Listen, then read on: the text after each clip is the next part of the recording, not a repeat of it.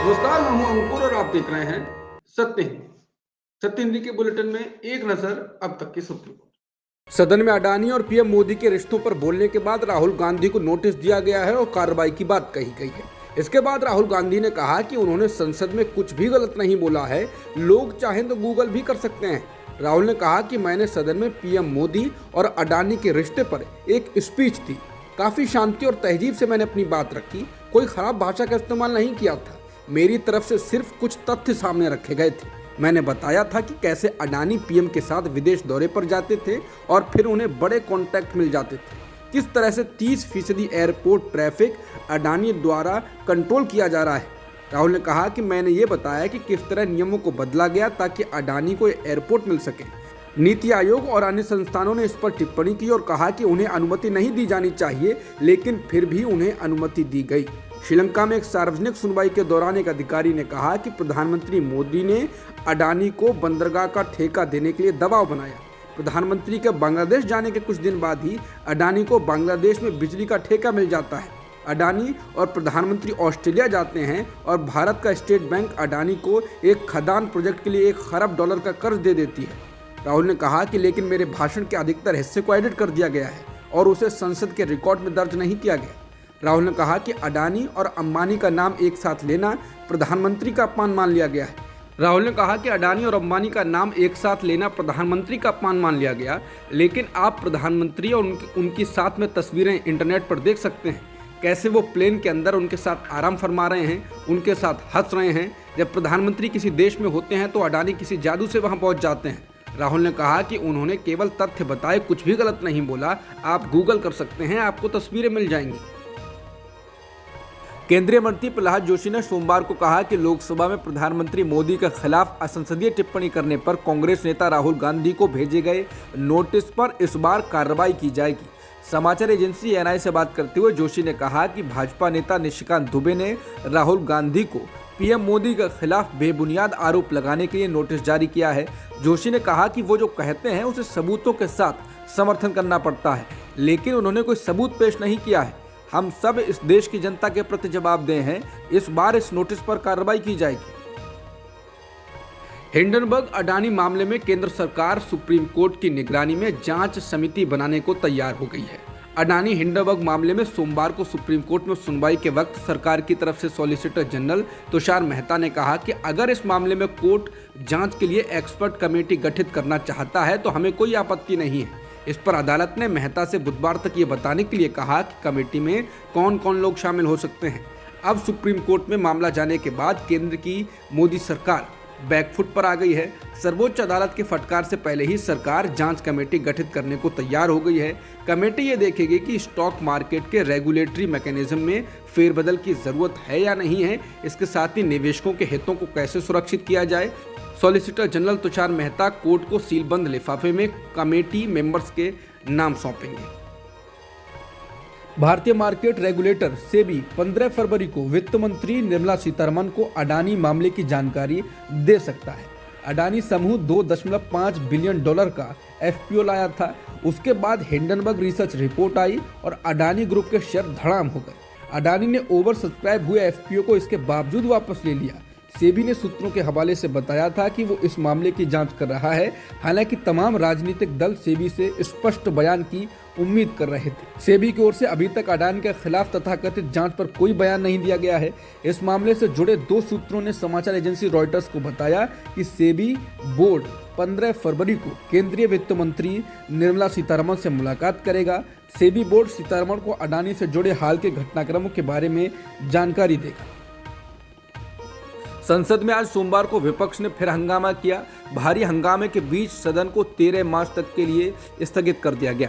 सदन स्थगित होने के बाद एक संवाददाता सम्मेलन को संबोधित करते हुए बीजेपी नेताओं प्रहलाद जोशी और पीयूष गोयल ने संसद के कामकाज में बाधा डालने के लिए विपक्षी नेताओं से माफी की मांग की। इसके साथ ही राज्यसभा के संसदीय बजट सत्र का पहला भाग समाप्त हो गया है। सदन अब बजट सत्र के दूसरे भाग के लिए मार्च में फिर से शुरू होगा। बता दें, बजट सत्र का पहला सत्र अडानी को लेकर आई हिंडनबर्ग की रिपोर्ट को लेकर जांच की मांग को लेकर निकल गया। विपक्ष लगातार जेपीसी जांच या सुप्रीम कोर्ट की निगरानी में जांच की मांग करता रहा, लेकिन सरकार इसको खारिज करती रही। सुप्रीम कोर्ट के चीफ जस्टिस डीवाई चंद्रचूड़ ने कहा कि एमसीडी मेयर के चुनाव में मनोनीत पार्षदों को वोट देने का कोई अधिकार नहीं है। एमसीडी संविधान में इसकी बहुत स्पष्ट व्याख्या है। हालांकि सुप्रीम कोर्ट के चीफ जस्टिस ने सोमवार को ये टिप्पणी अभी मौखिक की है, कोई फैसला नहीं सुनाया है। इस मामले की सुनवाई शुक्रवार तक के लिए स्थगित कर दी गई है। बता दें, इससे पहले 3 बार मेयर का चुनाव कराने की कोशिश की गई, लेकिन तीनों बार चुनाव मनोनीत पार्षदों को वोटिंग कराए जाने का अधिकार देने के कारण नहीं हो सका। आम आदमी पार्टी ने जमकर हंगामा किया। इसके बाद आम आदमी पार्टी और उनकी मेयर उम्मीदवार शैली ओबेरॉय ने याचिका दायर कर उपराज्यपाल के उस फैसले को चुनौती दी थी जिसमें मनोनीत सदस्यों को मेयर और डिप्टी मेयर के चुनाव में मतदान करने की मंजूरी दी थी। अमेरिकी अखबार न्यूयॉर्क टाइम्स ने भारत की प्रेस की आज़ादी को खतरे में बताया है। उसके संपादकीय बोर्ड ने एक महत्वपूर्ण संपादकीय संबंध में तमाम तथ्यों के साथ प्रकाशित किया है। लेख में कहा गया है कि स्वतंत्र समाचार मीडिया को डराने, उसको सेंसर करने, चुप कराने और दंडित करने के लिए शक्तियों का दुरुपयोग लोक लुभावन और सत्तावादी नेताओं की एक खतरनाक पहचान है। भारत के प्रधानमंत्री नरेंद्र मोदी इस खेमे में पूरी तरह से शामिल हैं। प्रेस की स्वतंत्रता को कम करने में उनका महत्वपूर्ण योगदान है, जो दुनिया के सबसे बड़े लोकतंत्र के रूप में भारत की गौरवपूर्ण स्थिति को कम कर रहा है। अखबार ने कहा कि 2014 में मोदी की सत्ता संभालने के बाद से पत्रकारों ने लगातार अपने करियर और अपने जान जोखिम में डालकर उन चीज़ों की रिपोर्टिंग की जिसे सरकार रोकना चाहती थी। लेख में कहा गया है कि कमेटी टू प्रोटेक्ट जर्नलिस्ट के वैश्विक सूचकांक में भारत प्रेस आज़ादी को खत्म करने के मामले में 11वें स्थान पर है। कई पत्रकारों की मौत की गुत्थी अभी तक अनसुलझी है, जिसकी संख्या काफ़ी ज़्यादा है। रिपोर्टर्स विदाउट बॉर्डर्स द्वारा प्रकाशित वार्षिक प्रेस स्वतंत्रता सूचकांक में भारत 2022 में 150वें स्थान पर है, जो 180 देशों में इसकी सबसे कम रैंकिंग है।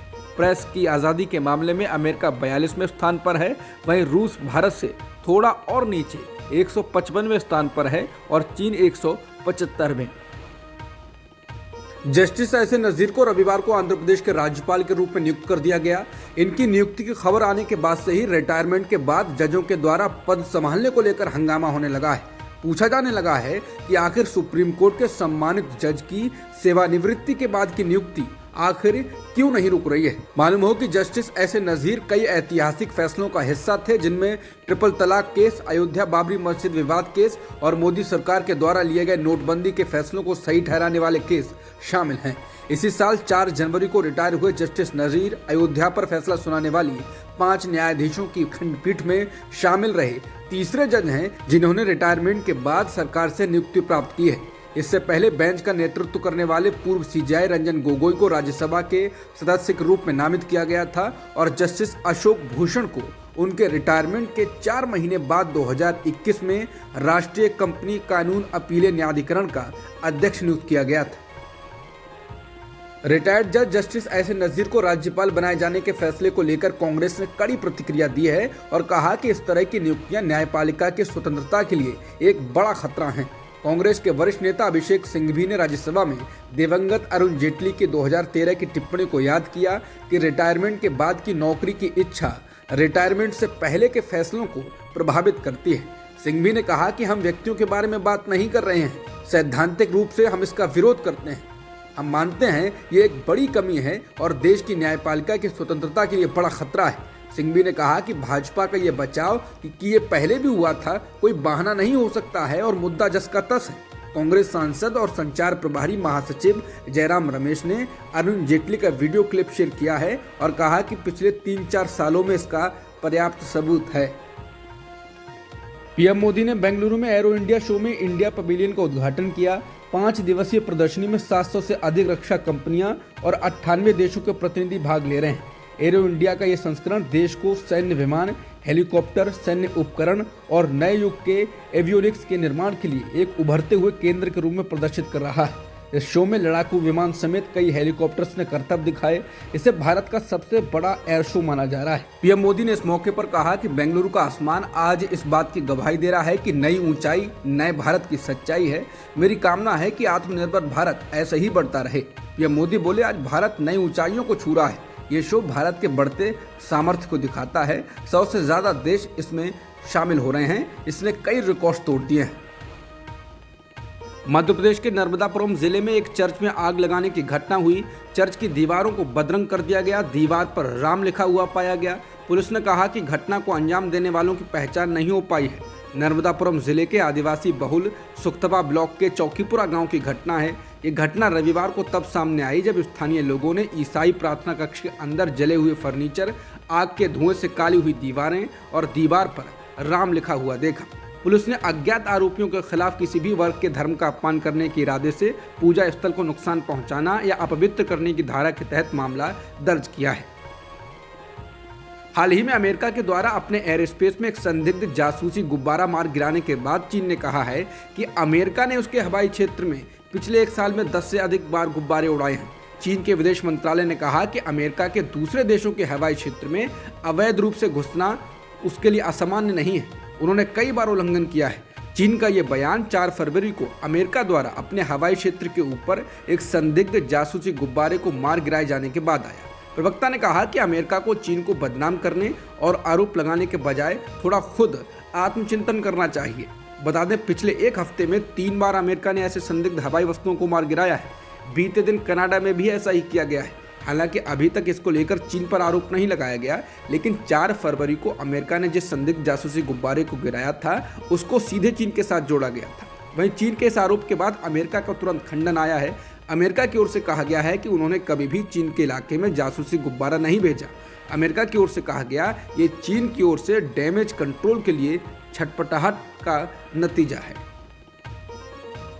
वीमेन प्रीमियर लीग की नीलामी में भारतीय क्रिकेटर स्मृति मंदाना की अभी तक सबसे अधिक बोली लगी है। मंदाना को आरसीबी ने 3.4 करोड़ रुपए में खरीदा है। वहीं हरमनप्रीत कौर को मुंबई इंडियंस ने 1.8 करोड़ रुपए में और रेणुका सिंह को आरसीबी ने 1.5 करोड़ रुपए में खरीदा। इसके अलावा ऑस्ट्रेलिया की एलिस पेरी को आरसीबी ने 1.7 करोड़ रुपए में खरीदकर अपनी टीम में शामिल किया। बता दें, इस साल से पुरुषों के आईपीएल की तर्ज पर WPL हो रहा है। इसको लेकर खिलाड़ियों की नीलामी की जा रही है। भारत और ऑस्ट्रेलिया के बीच तीसरा टेस्ट मैच अब धर्मशाला में नहीं, इंदौर में खेला जाएगा। बीसीसीआई ने मैच का मैदान बदलने के पीछे कारण बताते हुए कहा कि सर्दी के कारण आउटफील्ड में पर्याप्त घास की कमी है, जिसके चलते वेन्यू बदला गया है। बता दें, भारत और ऑस्ट्रेलिया के बीच 4 टेस्ट मैचों की सीरीज खेली जा रही है, जिसका पहला मैच खेला जा चुका है, जिसमें भारत ने 1 पारी और 132 रनों से जबरदस्त जीत हासिल की थी। अब तक की खबरों में इतना ही। बाकी खबरों के लिए बने रह सकते हैं आप सत्य हिंदी के साथ।